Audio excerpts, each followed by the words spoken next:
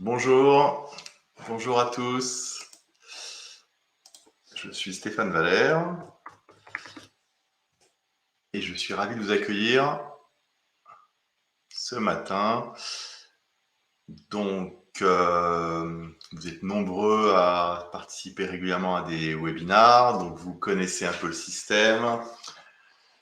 Là, vous me voyez, et à droite, vous avez un petit module de chat qui permet à tout le monde de se dire bonjour parce que nous sommes contents de nous retrouver. Et puis, vous pouvez aussi poser vos questions dans le module questions. Ça évite qu'elles se perdent. Voilà, donc on va attendre une minute ou deux le temps que les derniers retardataires arrivent. En tout cas, je suis ravi de vous retrouver ce matin. Donc on va parler du 360 Feedback, qui est un outil qui chaque jour prend plus d'importance dans les RH françaises, mais mondiales aussi. On observe ça. Bonjour à tous. Moi j'aime beaucoup les bonjours. Ça sympa. Je me sens un peu seul derrière mon écran.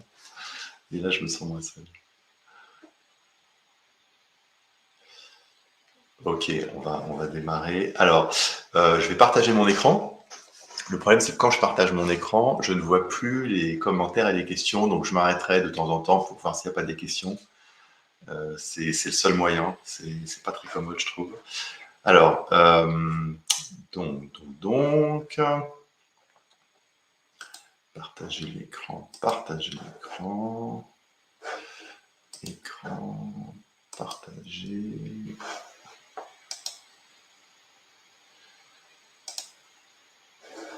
Voilà. Je pense que tout le monde voit mon écran et m'entend bien. Est-ce que c'est le cas? Est-ce que vous pouvez confirmer, une ou deux personnes peuvent confirmer sur le chat?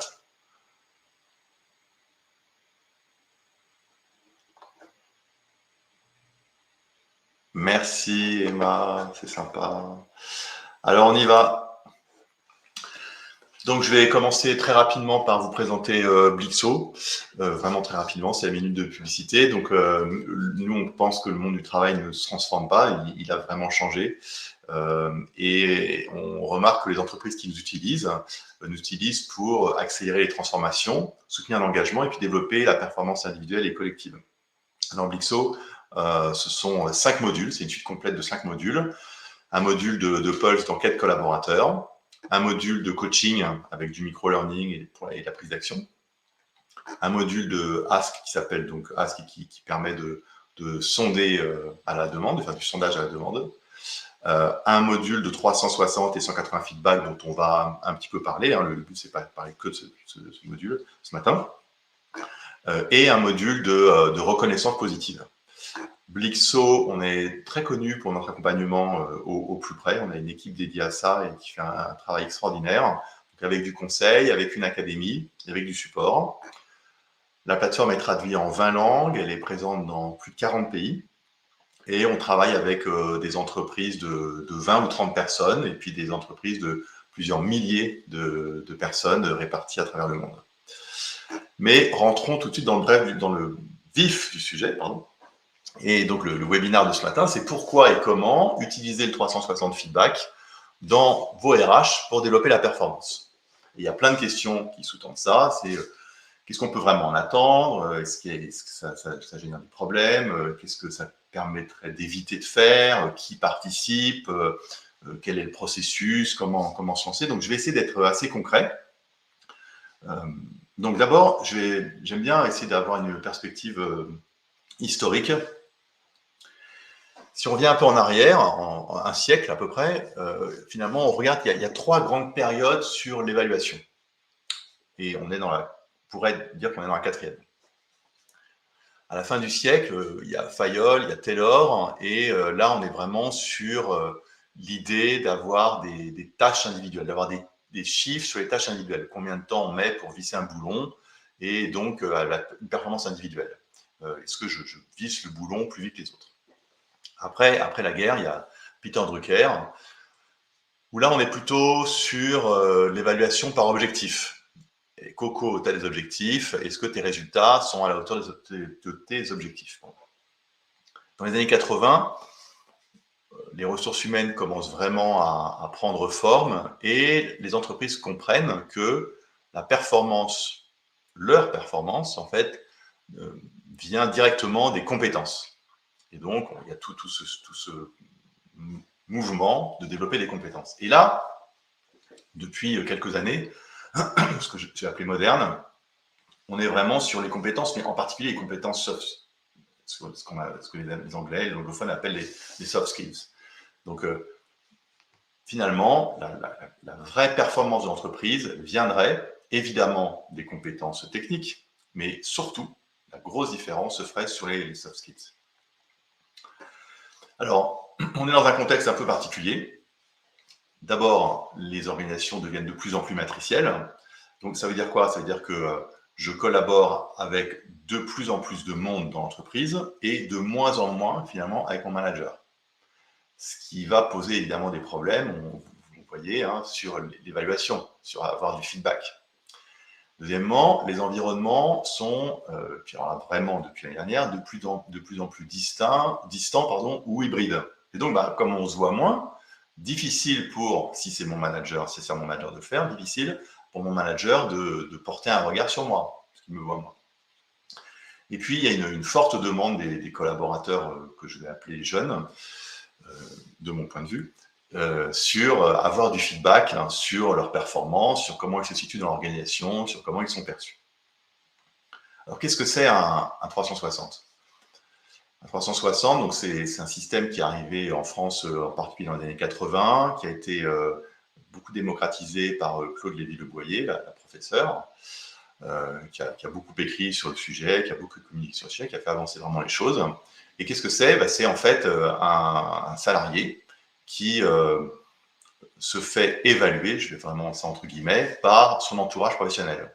Ça peut être son ou ses managers, ça peut être ses collègues directs, ça peut être des pairs quand il participe à des projets, ou ça peut être ses collaborateurs si lui-même est manager.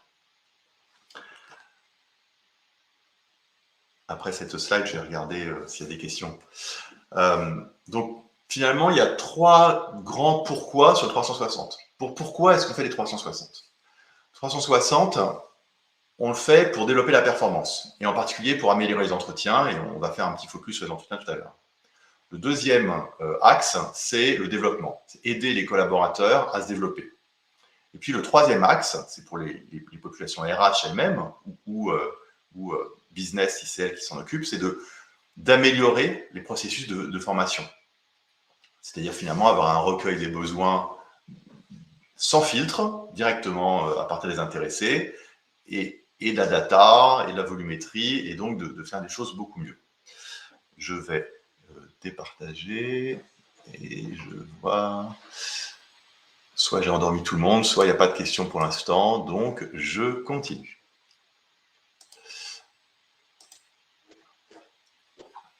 Alors, il y a différents 360. 360, c'est une mécanique, et ça peut servir à plein de choses. Ça peut servir à faire de la peer review, de la revue de pair, donc pour se développer, comme je viens de le dire, pour, par exemple, à la fin d'une période d'essai, savoir est-ce que je suis raccord par rapport aux valeurs attendues, par rapport à la culture locale, par rapport à certaines compétences qu'on attendait de moi. Ça permet d'évaluer ma performance. Ça permet de m'évaluer à la fin d'un projet, voire même d'évaluer toute l'équipe projet pour savoir comment ça a fonctionné et comment on pourrait faire mieux la prochaine fois, parce que finalement, c'est tout ça le sujet, c'est comment s'améliorer, améliorer la performance dans l'avenir. Le 360, c'est un outil qui regarde le passé pour construire l'avenir. C'est vraiment ça, 360.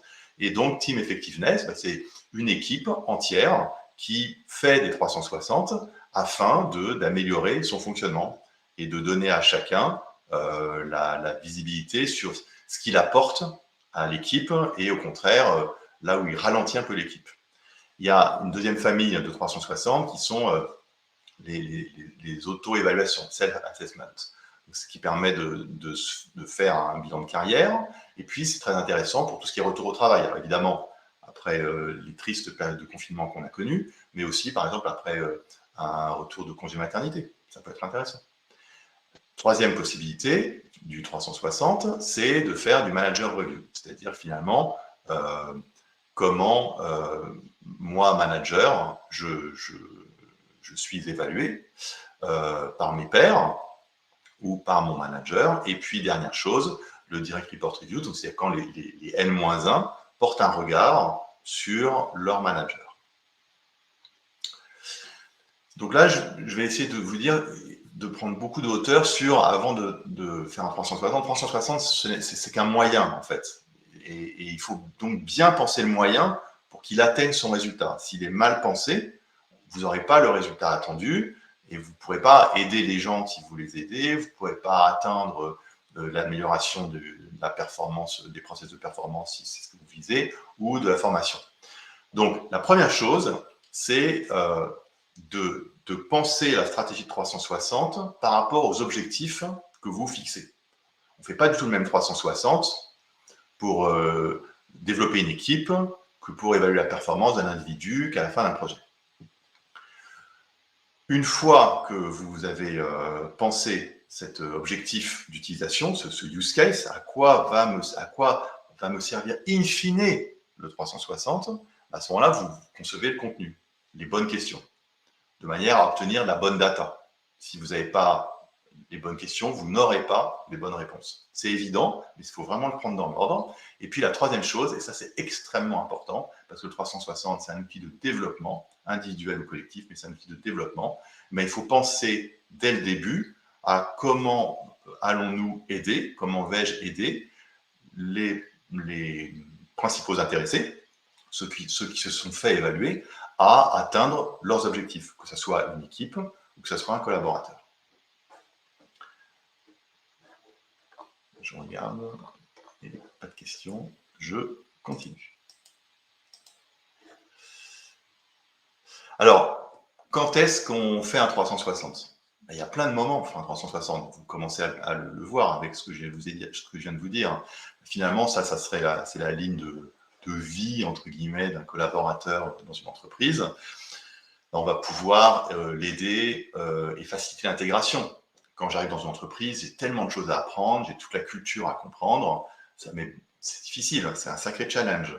Et donc, si on m'aide en me disant comment je me positionne par rapport à la culture existante, on va faciliter mon intégration. Et vous savez qu'il se joue énormément de choses dans les premiers mois. C'est en général ce qui détermine la pérennité de la personne dans l'entreprise.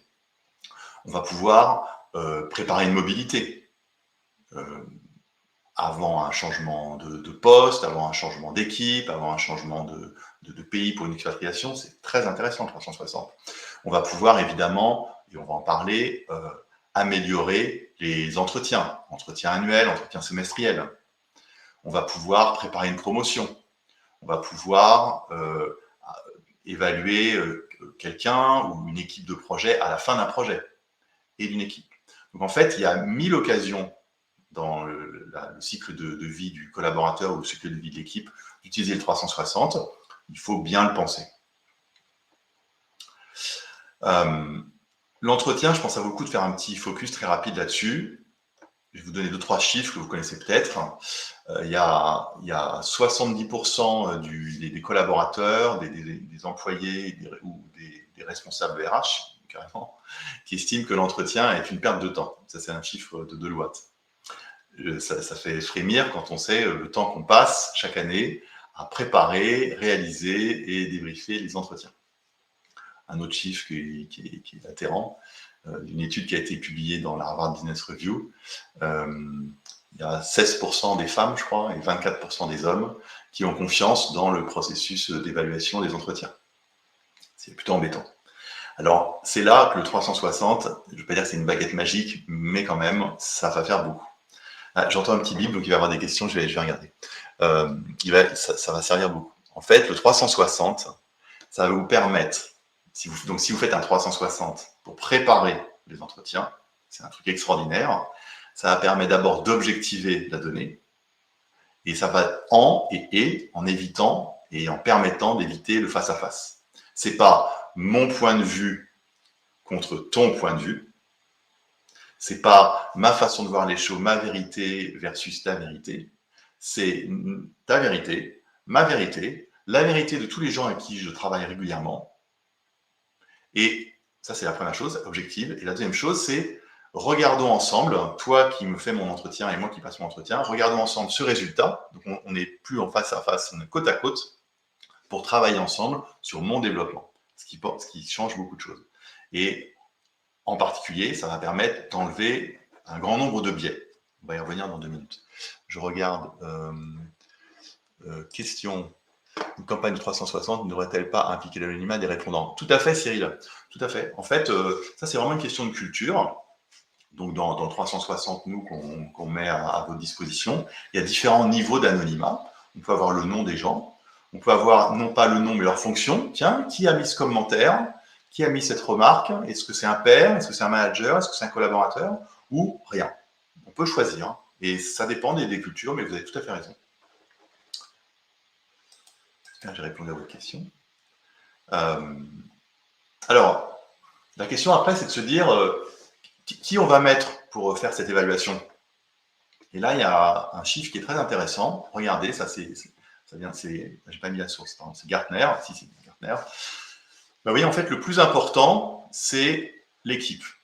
Ce qui est important, c'est d'avoir un retour de l'équipe, et c'est bien plus important que le manager. Alors, encore plus important que le manager de manager, et l'employé lui-même, excusez-moi. L'employé lui-même, évidemment, donc ça permet de faire une comparaison. Donc, ce qui est très, très important, c'est l'équipe. Alors, le process général, d'un 360, il faut définir l'objectif, première chose. À quoi va me servir le 360 hein, ce n'est qu'un moyen. Quel doit être le résultat? À quoi ça va me permettre d'atteindre? Qu'est-ce que ça va me permettre d'atteindre? Après, il faut donc choisir ou préparer le modèle. Donc, je vous montrerai après rapidement, mais vous allez voir avec Bixo, vous avez toute une banque de modèles déjà utilisables. Donc, ça vous fait gagner un temps fou, mais sinon, vous préparez. Quelles sont les questions que je vais poser? Sachant qu'il n'en faut pas trop, hein, c'est toujours le même système. Si vous en mettez trop, ça va décourager les gens, vous allez capter très peu de données pertinentes. Après, il faut faire une petite com auprès des parties prenantes. Donc, évidemment, la personne qui est 360T, mais aussi les 360 heures. Comment répondre à un 360? Pourquoi vous répondez à un 360? En faisant ça, vous faites un cadeau en fait, à la personne que vous allez évaluer. Comment est ton objectif? Qu'est-ce qu'on dit? On peut tout dire, mais comment on le dit? Voilà. Après, la personne qui est au cœur du 360 va s'auto-évaluer. Donc, là, je suis là, hein, va s'auto-évaluer. Puis, en parallèle, les autres vont évaluer. Et après, il y a une étape qui est qui dépend des entreprises, qui dépend des équipes, donc qui est entre guillemets facultative. C'est est-ce que le rapport est envoyé directement à la personne elle-même? C'est une possibilité. Ou bien est-ce que le rapport va être envoyé à on va l'appeler coach, qui va prendre un RH, ça peut être un RH, ça peut être le manager, ça peut être un collègue, ça peut être un mentor, un tuteur, qui va relire le rapport et qui va préparer l'entretien de présentation des résultats et de travail sur les résultats, de restitution et d'analyse, avec le principal intéressé. Ça dépend, vraiment, ça dépend des cas. Je pense que là, il faut juste se poser la question à chaque fois. Voilà, j'espère que c'est clair pour l'instant. Donc après, à quoi ça sert? Pourquoi? Quels sont les avantages d'un 360? Alors moi, il y a un avantage qui est rarement cité, mais que je trouve vraiment très très important, c'est que c'est un exercice collectif. Et qui n'est pas si évident que ça. Ça demande de se concentrer un peu, ça demande de faire un effort de mémoire, de synthèse, de dire les choses avec tact. Et finalement, c'est comme tout feedback, c'est un exercice de feedback. Encore une fois, c'est un cadeau qu'on fait à quelqu'un, et cette personne va pouvoir se développer avec. Ça implique plusieurs personnes, et la personne, alors c'est soit la personne, soit d'autres gens qui ont choisi qui va pouvoir évaluer. Ces gens-là sont choisis eux-mêmes, on peut en parler. Enfin voilà, c'est vraiment un exercice collectif et c'est extrêmement important, je pense, pour l'équipe. Le deuxième avantage, c'est que ça réduit les biais. Je vous en ai listé quelques-uns, mais vous savez, dans l'évaluation en face à face, quelle que soit la forme d'évaluation, même si c'est une évaluation annuelle ou une évaluation de perfectionnement, de développement personnel, il y a énormément de biais. Alors, les principaux biais que j'ai listés, il y en a 6, c'est cela. Il y a le biais d'expérience. Le biais d'expérience, c'est que j'ai tendance à me rattacher à ce que je sais déjà. Donc finalement, à reconstruire une vision sur ce que je savais déjà et donc occulter pas mal de choses de la personne. Il y a un autre biais que vous connaissez sans doute, qui est le biais de récence. C'est quand je me rapporte à ce qui est le plus récent. Mon manager décide de faire mon évaluation, c'est mon entretien annuel, ou semestriel ou trimestriel. Naturellement, lui et moi allons nous souvenir des choses les plus récentes. Et ce qui évidemment est un biais très important, si elles sont positives ou négatives. Le troisième biais, c'est ce qu'on appelle le biais de similarité. Et ça, c'est très très embêtant, ça, le biais de similarité, et on y est malheureusement très sensible, c'est qu'on a tendance à valoriser ceux, CEUX ou 16, qui nous ressemblent le plus. Vous voyez évidemment le problème qu'il peut y avoir sur des notions de parité, d'équité. Quant au sexe, quant à la couleur de la peau, quant à d'autres choses. Bon, c'est très embêtant. Donc là, l'intérêt d'un 360, c'est comme on multiplie les points de vue, on va pouvoir diminuer ce biais. J'entends un bip, donc il y a une question, je vais aller voir après. Après, il y a le biais de confirmation, c'est qu'on a tous des a priori et qu'on a tendance à vouloir confirmer ces a priori. Le cinquième biais pour lequel est intéressant le 360, c'est le biais de débordement. C'est que le biais de débordement, c'est quand quelque chose est terminé et qui continue à contaminer le présent. J'ai fait une grosse boulette il y a 6 mois, bon, c'est terminé, mais la trace est là et on continue à m'évaluer, à porter un regard sur moi par rapport à cette boulette. Et puis, le dernier sujet qui ressemble un petit peu à ça, c'est l'effet de halo. C'est quand un point négatif ou positif, finalement, contamine tous les autres. Quelqu'un fait quelque chose de bien qui nous paraît important, d'un seul coup, tout ce qu'il fait est mieux. Quelqu'un fait quelque chose de négatif qui nous paraît important, et d'un seul coup, tout ce qu'il fait est plus négatif. Je file aux questions.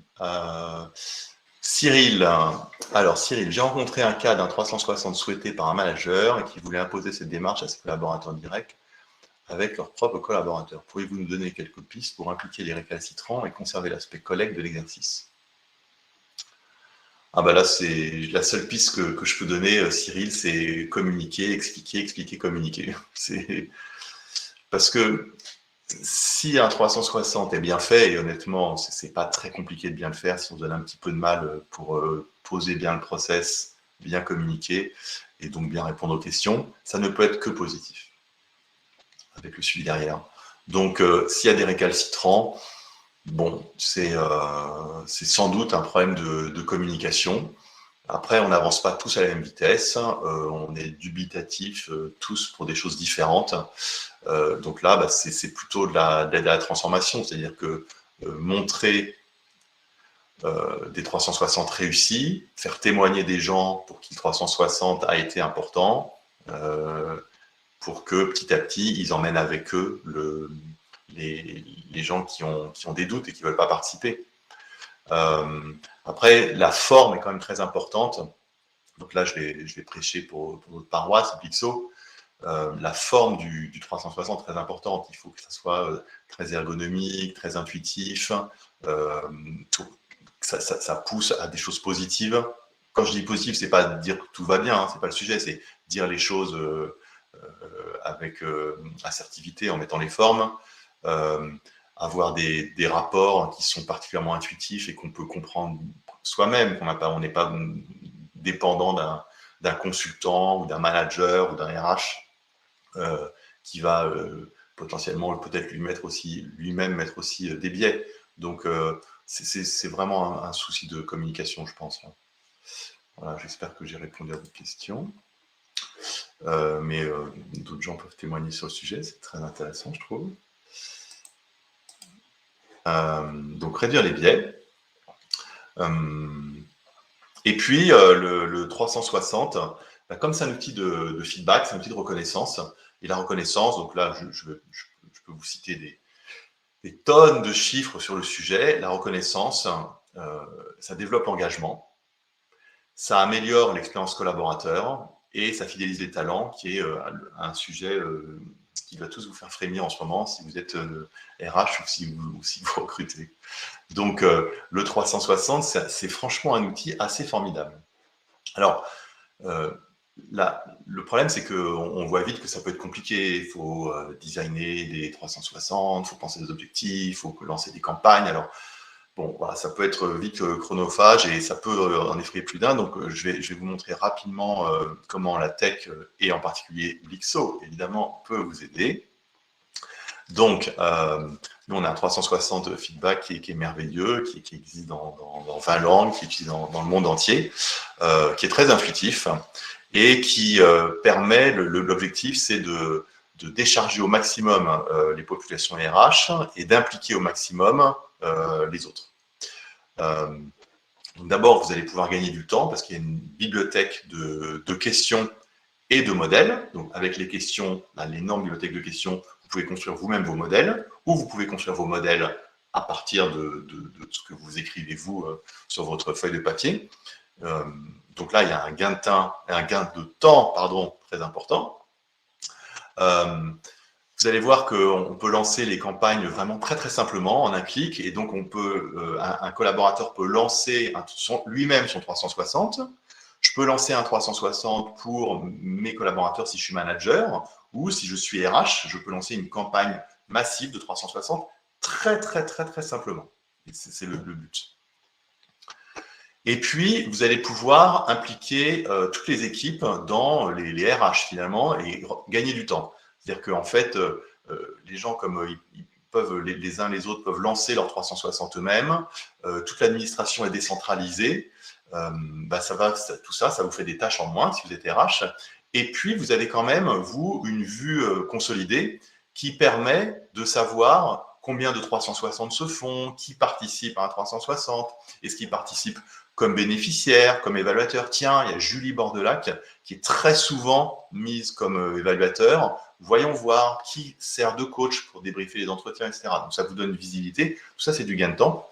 Et puis, la dernière chose, c'est que avec le système de coach, donc de pré-lecture, de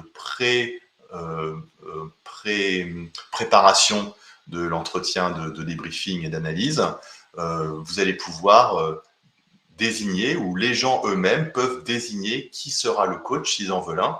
Et donc tout ça met beaucoup d'autonomie aux différentes parties prenantes, et ça donc enlève de la charge au RH qui quand même garde une vue sur l'ensemble du système.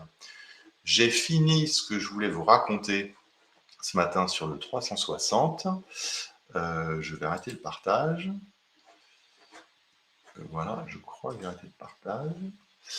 Et ça fait une demi-heure, on est à peu près dans les temps.